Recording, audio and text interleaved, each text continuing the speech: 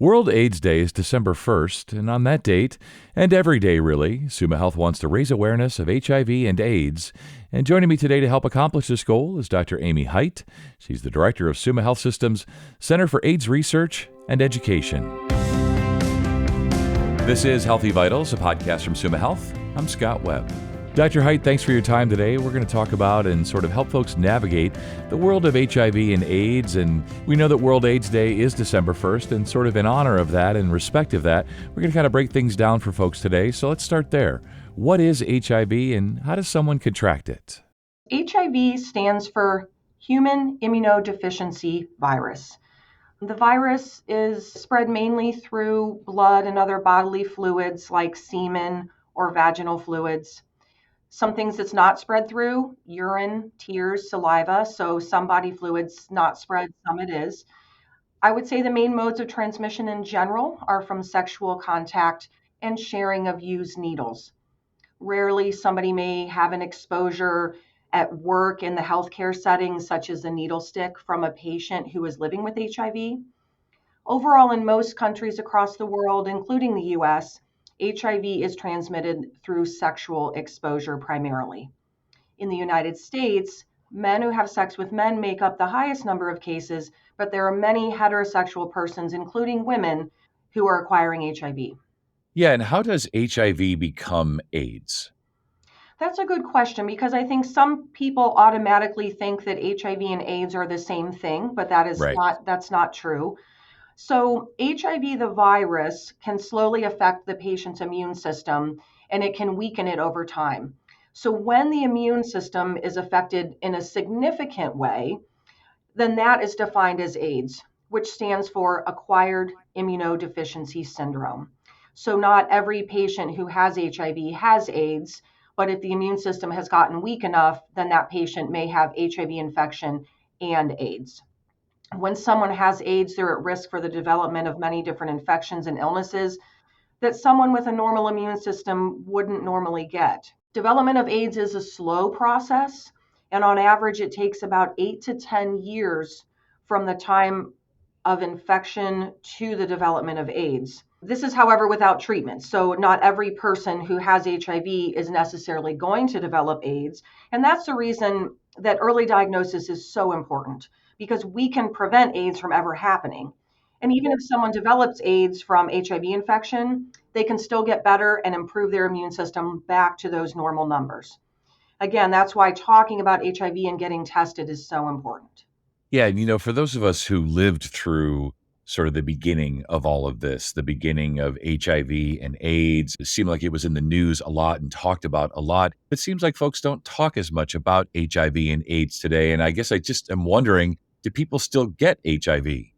Yes, of course. And as you said, it is something that maybe isn't discussed as much. I think that is in part because we have a lot of great treatments for HIV. And so it's not the death sentence that it once was. And so I think because of that, we don't have as many discussions about it. But unfortunately, yes, there are still many people getting HIV each year, not only in the US, but across the whole globe. Despite all of our knowledge about how we can prevent transmission, we still have many, many new cases every year. They are declining, though, which is a good thing. But we still see, I would say, between 30 to 35 new HIV diagnoses each year in the United States, and countries across the globe still seeing many new cases as well. There were 1.3 million new cases of HIV across the globe last year. Most of these in the US are in young people and persons of color, but it's important to remember, we must remember that anyone of any age, any person is at risk of getting HIV.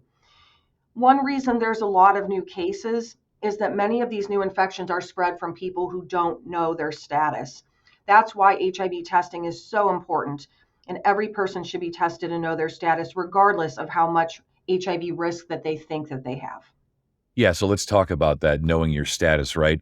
It would I presumably begin with knowing or experiencing some signs and symptoms. So what are the symptoms of HIV? So they can be really varied, and that's because a couple reasons. One is that HIV can affect the whole entire body in a lot of different ways. So then it can manifest symptoms in different body systems. And the other reason there's a lot of different symptoms is that, like we said, HIV is an illness that someone has for a very long time. So it has different stages of illness. So, in like the early acute stage, when someone first gets HIV, the patient mostly might have a flu like illness. So they would have symptoms of like fever, rash, swollen lymph nodes, sore throat, sweats, things like that. And that will just last a week or two and it'll resolve.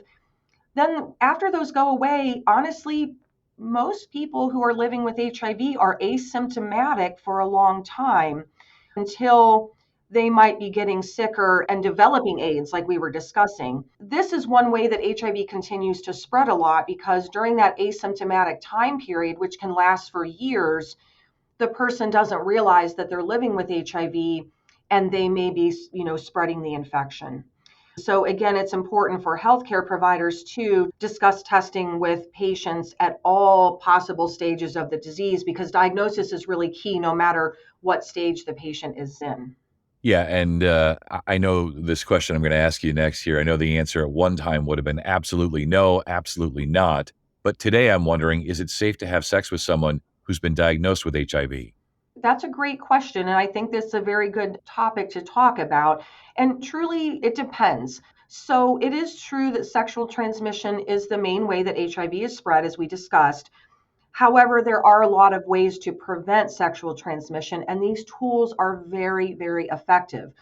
The first way is simply to use condoms if you're sexually active, which we advise anyway. And condoms are very good at preventing HIV transmission. And the other positive thing about condom use is that they also help prevent the spread of other sexually transmitted infections like chlamydia, gonorrhea, syphilis.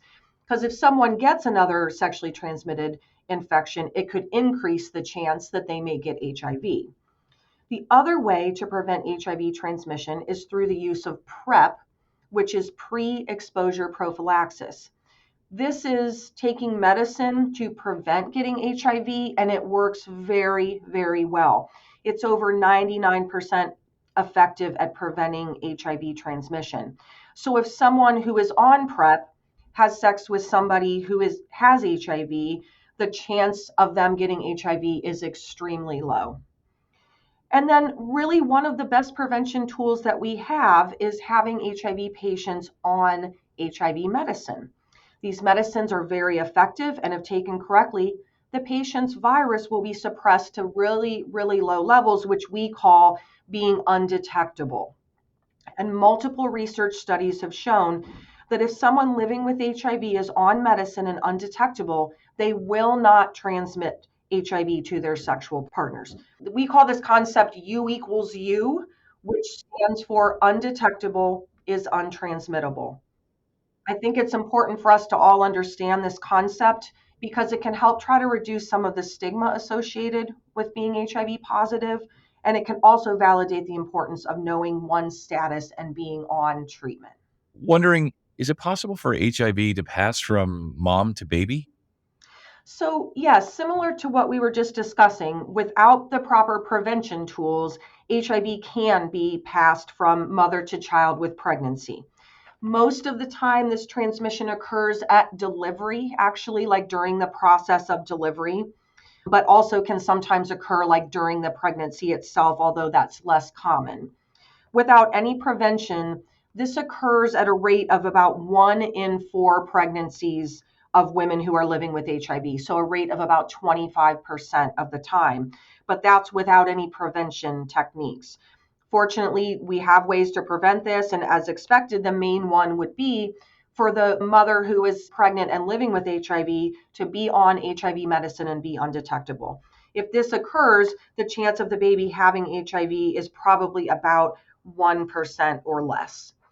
And then HIV medicine can be given during delivery to the mother, and then to the baby takes HIV medicine for a while after being born to help prevent HIV transmission. And due to all of this, all of these prevention strategies, there are very, very few mother to child transmission cases anymore in the US. Right. I know the answer to this question, but good to hear it from an expert. Is there an actual cure for HIV and AIDS, or is it really, as we were discussing here, just about the treatments and being undetectable? Really, I would say in general, I'm going to answer this no. There have been a few very unique circumstances of cure in HIV, but in terms of an actual true cure that can be broadly applied to the millions of patients living with HIV, no. Due to the nature of the HIV virus, it is very, very hard to cure completely because part of the virus stays with the patient and is hard to get to. This is different than some other chronic viral infections like hepatitis C, for example, which can now be cured. There is a lot of ongoing research, though, in the area of HIV cure and trying to get to that virus that is hard to reach. But as we've mentioned, though, there are very good treatments. Like you were saying, patients can be on medications and live long, healthy lives. And these medicines have improved considerably over the last 30 years or so. They're easy to take, they have very few side effects, they're extremely effective as long as the patient takes it regularly. Most patients nowadays, I would say, are taking one pill a day to control their HIV. There's also long-acting injectable options. They can come to the office and get a couple injections every 8 weeks to manage their HIV. With these types of treatments, a person living with HIV can expect to live a normal life expectancy. And as you said, do all of the things that anyone else can do with their life.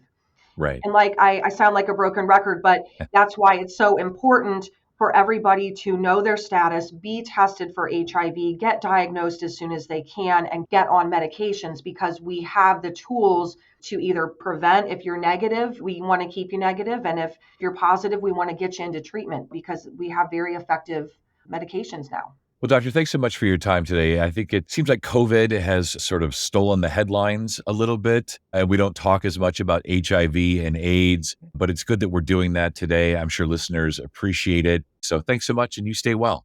Thank you. You too. Thanks for having me. Get screened to know your status. Learn more at sumahealth.org/care-center. And if you enjoyed this episode of Healthy Vitals, we'd love it if you'd leave us a review. Your review helps others find our educational content. I'm Scott Webb. Thanks for listening, and we'll talk again next time.